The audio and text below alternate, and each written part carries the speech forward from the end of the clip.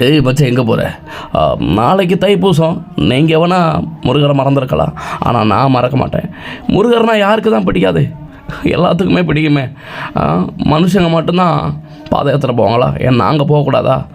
என்னுடைய பாதம் என்ன ஆனாலும் பரவாயில்ல, அவருடைய பாதத்தை நான் பார்த்தே ஆகணும்.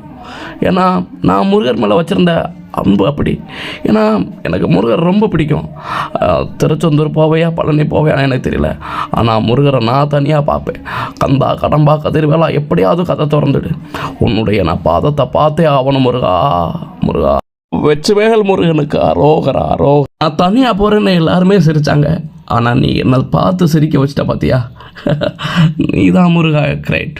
இதை விட எனக்கு என்ன முருகா வேணும்?